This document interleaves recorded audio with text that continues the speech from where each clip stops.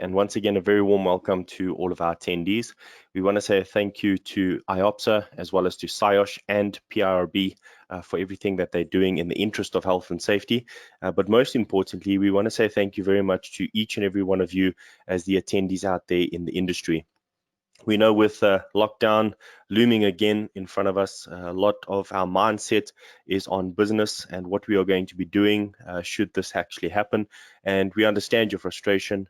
Many of us who are in businesses are obviously concerned about things like this, but we never want to take for granted the need to constantly remind ourselves about occupational health and safety and the need for toolbox talks or safety talks, or even just communicating about health and safety. Regardless of what is happening out there, we still always want to keep our focus on the more important things. We also want to suggest to each and every one of you, if you have a plan, something that you are going to be doing, because of maybe the second lockdown that's coming, perhaps you've put some sort of business continuity plan into place. Maybe a few changes that you've made to simplify your overheads, to minimize them. If there's anything that you could recommend to us to maybe give out on your behalf to other plumbers in the industry, that suggestions or things that might have worked for you in order to keep businesses running, maybe some suggestions or advice that you might have, we do really appreciate that, and we do take it seriously as well. So we are with each and every one of you during this time, and hope that the future events do not affect us greatly, and hopefully we can stick together as an industry and really support one another. So this morning we are looking at employees' responsibilities. So we are going to be discussing what the responsibilities are in terms of legislation. We're not going to read the legislation. We will just mention it here and there. But we want to discuss some questions that have been raised over a few site visits that we've been doing with all of you. We've been attending a few audits, so chatting to some of the plumbers on site. We managed to speak to some of the owners of some of the businesses as well, but the majority of the questions came from the employees. And we thought this is a very important aspect of health and safety, knowing what your roles and responsibilities are. Now, from the law, and we're talking about the Occupational Health and Safety Act, all employees are responsible for occupational health and safety. And that is true. All of us know this. It's nothing new to us. We realize we must take care of our health and safety. But it also states that we must look out for the health and safety of others.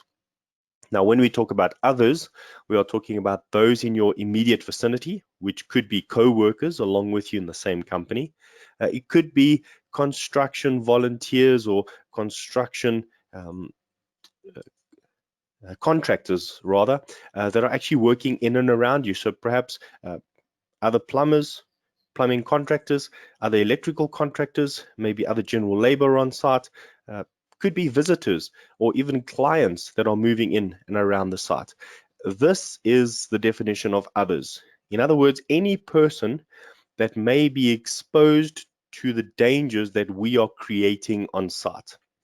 Now, why do we say we are creating these dangers? Well, if you're using a power tool on site, you are creating noise. You yourself will have earplugs or earmuffs on, and so you stop, or you have a barrier for that risk or that hazard. But the others around you may not have that, and so they will be exposed to that hazard that you create. And this is why it's so important to either barricade the area, close it off, or make known that that area requires certain personal protective equipment. Now, another thing that we have to do as employees is obey all lawful orders that are in the interest of health and safety. A lawful order is anything in terms of helping us achieve the goal of zero harm on site. Now, as basic as PPE can be, to larger or more important things like the risk assessment, all of these need to first be understood before we can obey them. You see, it's one thing to say we must obey all lawful orders that are given, but we also need to know and understand what these mean for us and how they affect us and how they need to be implemented. So here I'm going to speak a little bit to the managers, supervisors, and the employers out there. You see, the employees are responsible to carry out the lawful order, and you are responsible for giving those lawful orders. But the way we do it and also how and what we say is extremely important in the orders that are given. Now, all of you know it's not what we say, but it's how we say it that is oftentimes reactive, or giving a person the necessary reaction in order to either obey us or to disregard what we're saying and then oppose what we say. So often it's not necessarily what we are saying, but how we are going about relaying this information. Shouting orders to employees is not going to make them work. Relaying the information in a manner that shows respect and obviously dignity towards all employees will probably go a lot further than just telling people what to do or telling them off in a more harsh tone. So by obeying lawful orders, it's how it's given, but at the same time, are you explaining it correctly so that the listeners are actually getting the sense of what you are saying? Then also to cooperate with the employer. Now, employees, we have to cooperate. It's very important and it's vital for the outworking of the entire occupational health and safety system. The whole safety system success really rests on it being implemented. And this is where you come in as an employee. You see, the employer is responsible to achieve a safe working environment, but the law states that he must provide and maintain this. But who implements it? Who is the ones who actually carry out the safe working environment or the implementation of a safe working environment? Well, that's us, the employees. We have to work in accordance with what is said. We have to take the regular steps outlined in our method statement. We have to identify our risks and our hazard in the risk management system. And then we have to work safely in accordance with safe work or safe operating procedures. Again, we need to know what we need to do, and we need to know the information in order to be able to cooperate with it properly. So what does this really mean for you as an employee? Well, what it means is that you should take safety seriously, and you should also know your place in the safety system of works that has been designed to keep everyone, including yourself and others, safe while performing your duties. In other words, to be able to take it seriously, you actually need to know what your safety management system is all about. So let's look at a couple of questions that came out from you. Maybe you didn't ask this question, but you can relate with the person who did ask this question.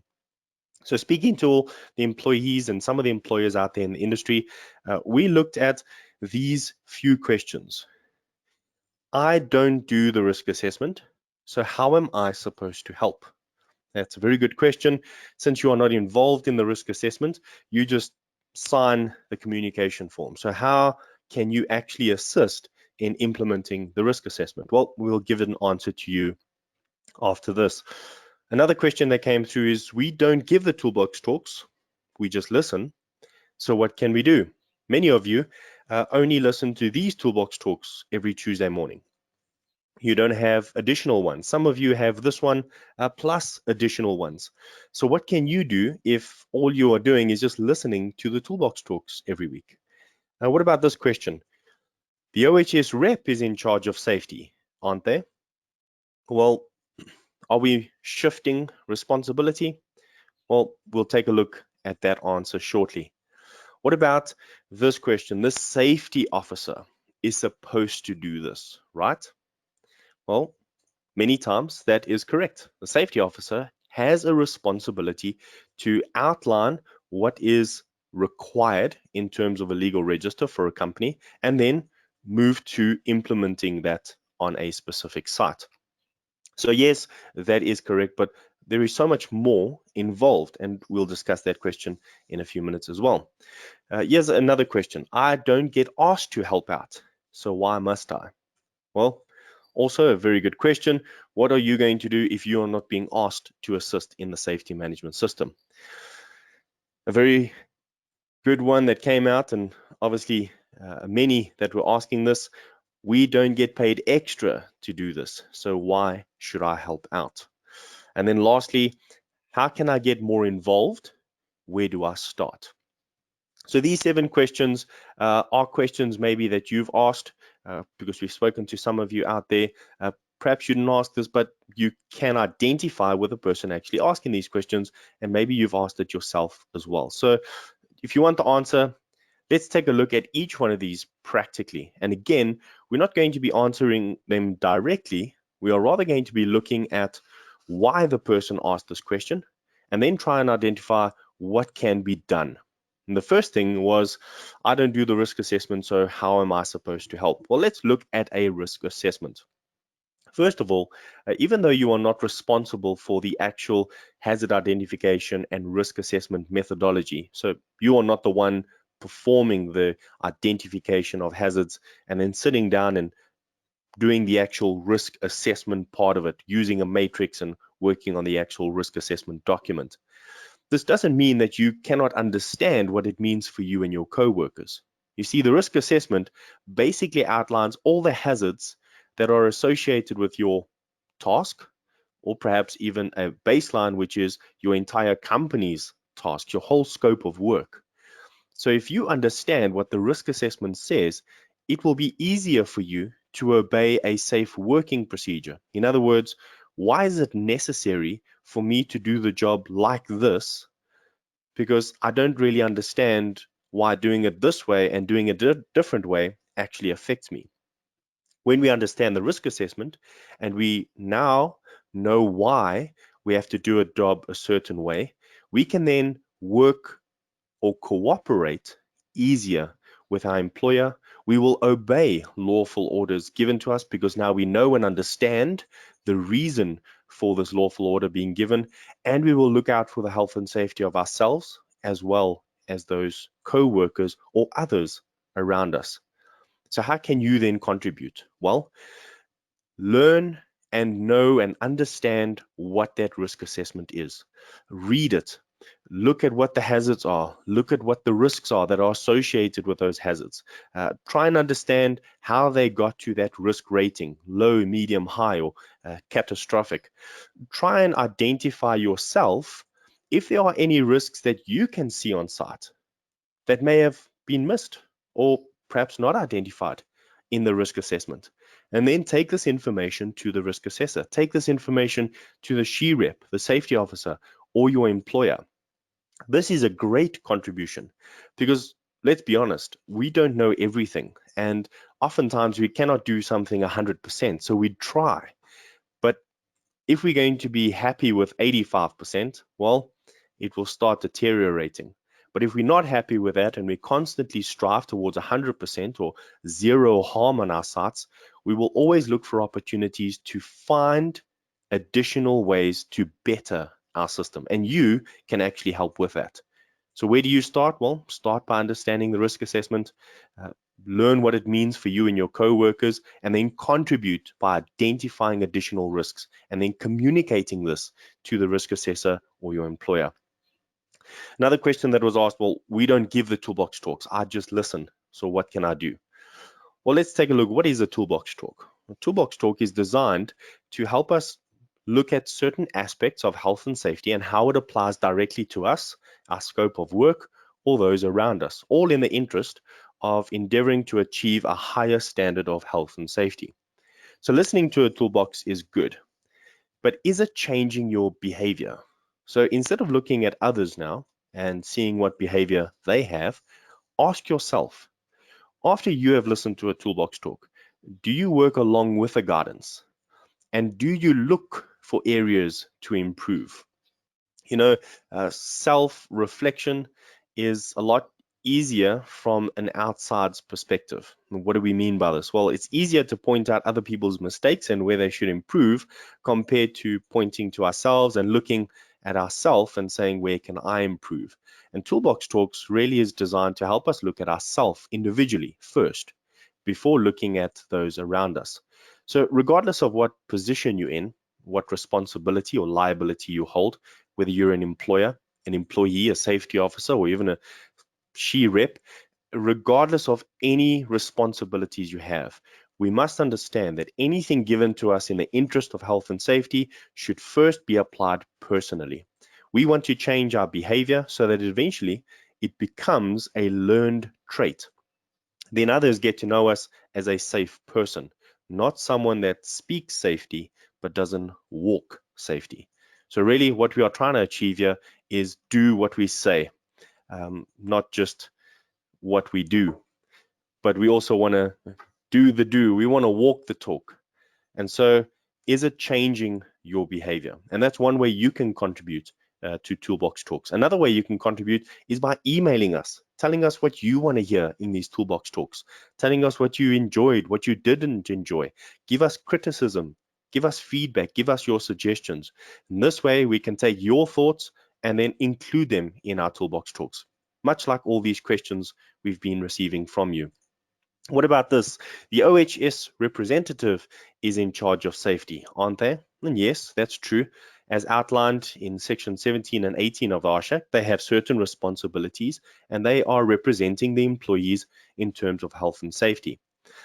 But some of these items is to speak to employees regarding health and safety matters. So instead of waiting to be included by your OHS representative, why not take the initiative to speak to your rep and see if you can be included in some of the responsibilities they have? See, health and safety reps are responsible for a variety of implementation measures. They don't necessarily have to design documents, but they have to work in accordance with that document. And they need to speak and also monitor the effectiveness of that health and safety system. Oftentimes, they need help with this. Now, we don't always like asking for help, but can you take the initiative and ask if you can help? Be reasonable with what you're going to inspect or expect of each other. And as a health and safety rep, if somebody does ask you to help, please don't burden them with all of your responsibility. Give them enough in order to help them and also perhaps mentor them to become a little bit better in health and safety. And you will have somebody that is a co-worker along with you. Now, safety officers obviously are the representatives of employers, much like the OHS rep is the representative for employees. So aren't they supposed to do all of the health and safety? Yes, that is correct. For their part, safety officers have a lot to do and they have a wide area of responsibility, connected to health and safety. But you can do your part. So you might not be responsible for something. But let us ask you this question. Does this mean that you can have a positive impact on the safe system of works? In other words, by obeying something and working in accordance with something, it makes the job of the safety officer a lot easier. See, when we obey and we work in accordance with the risk assessment, the health and safety plan, the safe work procedures, the safe operating procedures, and the whole methodology of implementing a safe working system, everybody works together and it works out smoother. Now, we don't want the stress of one person listening and one person not. So you might ask yourself again, well, isn't the safety officer supposed to do it? Yes, they are responsible for implementation of certain things, but it is our responsibility to look after our health and safety as well as the health and safety of others around us. So we ask you the question again, is it changing your behavior? Are you going to take the initiative to work along with them and perhaps speak to the health and safety officer and see if you cannot be more involved? Now, when we asked that question to many of you, you said, well, I don't get asked to help out. So why must I? I'd rather not take on more areas of responsibility. Now, we often look at the world of health and safety from a holistic or an elevated view. So a wide viewpoint. There's so much to do in health and safety, and chatting to you guys about the new ergonomics regulations. It seems frustrating because there's so much more now that we have to implement. But we also need to see individual components that make up a safe system.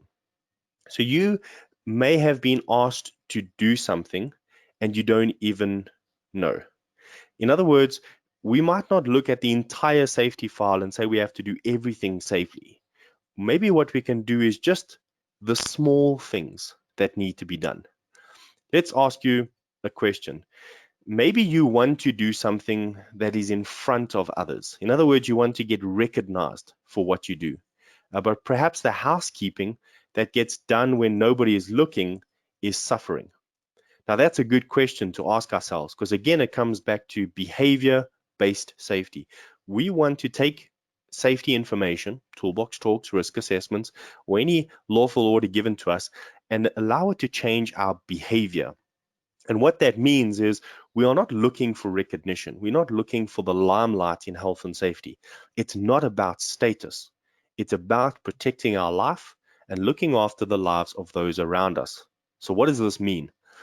Well, sometimes the meaningless or menial jobs, those that seem insignificant, like picking up a piece of paper or a can or some sort of litter that's lying around on site, you're not going to get much recognition from it.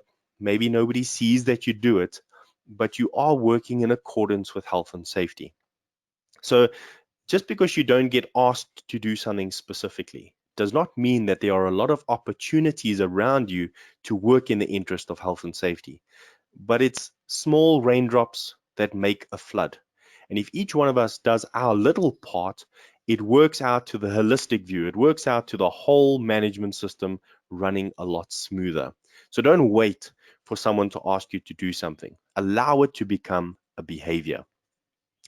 Now, the second last question is, we don't get paid extra to do this. So why should I help? Well, we just want to say right from the start, Section 14 states that it is our responsibility to look after our health and safety, but we do not want to state this as a law to be given to you. Yes, it is written in legislation and we must obey those laws, but we want to ask it in the terms of looking at improving production. Ultimately, this can improve profits of a company. Let's take COVID-19 as an example.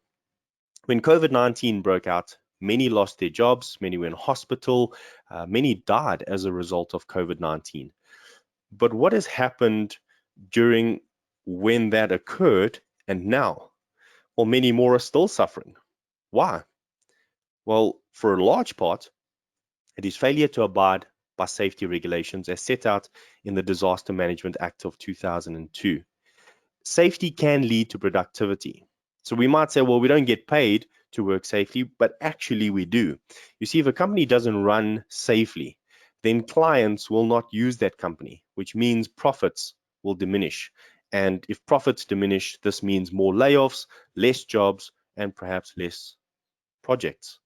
But if a company is known as a company that works safely in conjunction with other things like quality as well and good workmanship and customer relations, all of these things work together. But a major thing that is being looked on for most sites is occupational health and safety.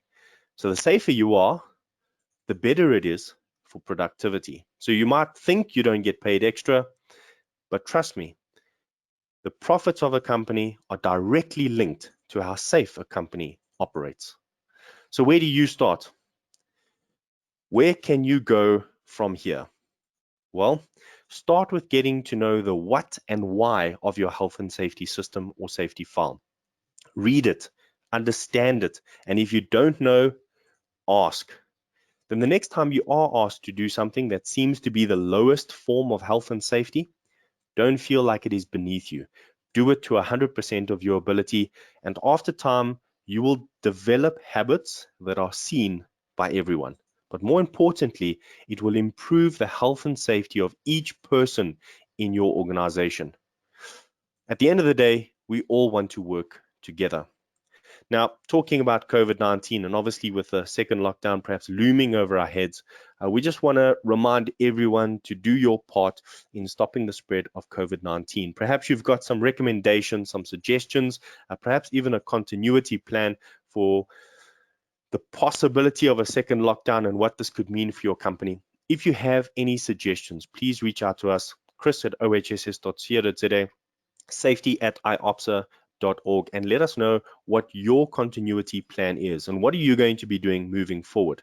This information then will be dispersed to all of those who log in, as well as the rest of the IOPSA members, in order to really give them some additional information to see if we can't work together as an industry and stand together in an industry as well. So thank you very much. That concludes this month's Toolbox Talks. We really look forward to seeing you next month. This month, as a reminder, we want to remind you to please take a look at your hazardous environments, your noisy areas. If you want the slides or any information, get in touch with us. We'll definitely send you this information. Don't forget to protect your feet. Take a look at the shoes that you're wearing and also how you are treating your feet every day to and from work and even after working hours. The things that you can do to protect your feet and your musculoskeletal system. Don't forget the ergonomics regulations. If you still need any of those information on any of those PDFs or PowerPoint presentations, please get in touch with me and I'll definitely send you any information I have in terms of ergonomics. We are going to be discussing this in future again because we are working along with some of you. Johan, I just want to say thank you very much for you reaching out as well so that we can work together in developing a proper plan, risk assessment, and some sort of methodology to help all plumbers in the industry. And then again, yes, it is our responsibility. Take charge of it, do your part, and let us know what you can do or what else we can achieve along with you in the industry. So keep safe, and we look forward to seeing you next week.